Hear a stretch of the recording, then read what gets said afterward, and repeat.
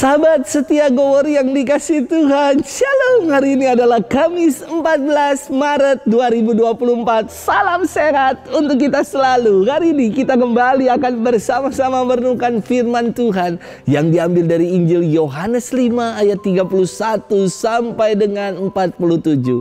Yuk kita siapkan hati kita. Terpujilah Kristus Tuhan, Raja mulia dan kekal. Begitu besar kasih Allah kepada dunia ini, sehingga Ia telah mengaruniakan anaknya yang tunggal, supaya setiap orang yang percaya kepadanya beroleh hidup yang kekal. Terpujilah Kristus Tuhan, Raja mulia dan kekal. Tuhan bersamamu dan bersama rohmu. Inilah Injil suci menurut Yohanes, dimuliakanlah Tuhan. Sekali peristiwa, Yesus berkata kepada orang-orang Yahudi, "Kalau aku bersaksi tentang diriku sendiri, maka kesaksianku itu tidak benar.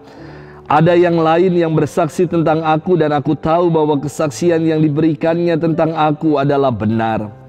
Kamu telah mengirim utusan kepada Yohanes, dan ia telah bersaksi tentang kebenaran. Tetapi aku tidak memerlukan kesaksian dari manusia, namun aku telah mengatakan hal ini supaya kamu diselamatkan. Yohanes adalah pelita yang menyala dan bercahaya, dan kamu hanya mau menikmati seketika saja cahayanya itu. Tetapi aku mempunyai suatu kesaksian yang lebih penting daripada kesaksian Yohanes, yaitu segala pekerjaan yang diserahkan Bapa kepadaku, supaya aku melaksanakannya. Pekerjaan itu jualah yang sekarang kukerjakan, dan itulah yang memberi kesaksian tentang aku, bahwa Bapa yang mengutus aku, Dialah yang bersaksi tentang aku. Kamu tidak pernah mendengar suaranya, rupanya pun tidak pernah kamu lihat, dan firman-Nya tidak menetap di dalam dirimu, sebab kamu tidak percaya kepada Dia yang diutusnya. Kamu menyelidiki kitab-kitab suci, sebab kamu menyangka bahwa olehnya kamu mempunyai hidup kekal. Tetapi walaupun kitab-kitab suci itu memberi kesaksian tentang aku, namun kamu tidak mau datang kepadaku untuk memperoleh hidup itu. Aku tidak memerlukan hormat dari manusia, tetapi tentang kamu memang aku tahu bahwa di dalam hatimu kamu tidak mempunyai kasih akan Allah. Aku datang dalam nama Bapa-Ku, dan kamu tidak menerima aku. Jikalau orang lain datang atas namanya sendiri, kamu akan menerima dia. Bagaimanakah kamu dapat percaya kalau kamu menerima hormat seorang dari orang lain, tetapi tidak mencari hormat yang datang dari Allah yang esa? Jangan kamu menyangka bahwa aku akan mendakwa kamu di hadapan Bapa. Yang mendakwa kamu adalah Musa, yaitu Musa yang kepadanya kamu menaruh pengharapan.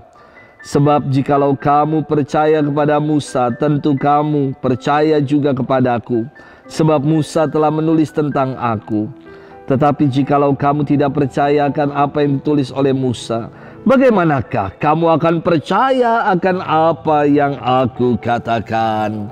Demikianlah sabda Tuhan. Terpujilah Kristus. Sahabat setia Gowor yang dikasih Tuhan, Shalom. Panjang bacaannya. Ketika mempersiapkan homili, saya tuh selalu bertanya dalam diri, sabda Tuhan ini hendak bicara apa untuk saya? Maka homili yang saya ulas bukan seperti pengajaran Alkitabiah ataupun kuliah teologi, namun merupakan sebuah cermin dan petunjuk arah untuk hidup saya. Melalui refleksi ini, saya ingin mengajak umat Allah, para sahabat setia Goworis sekalian, untuk merefleksikan hidup melalui terang firman Tuhan. Maka saya punya tagline, "My homily is my whole life."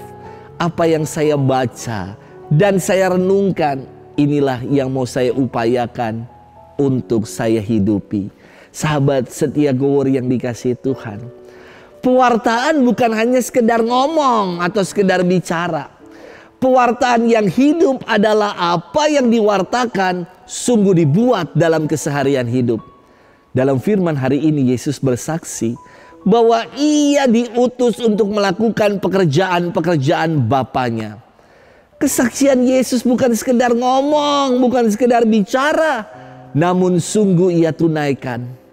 Bapa yang merancangkan karya keselamatan dan melalui Yesus keselamatan itu sungguh nyata bagi kita. Yesus wafat. Ia memberi makan orang banyak. Dan dengan darahnya ia telah menebus kita.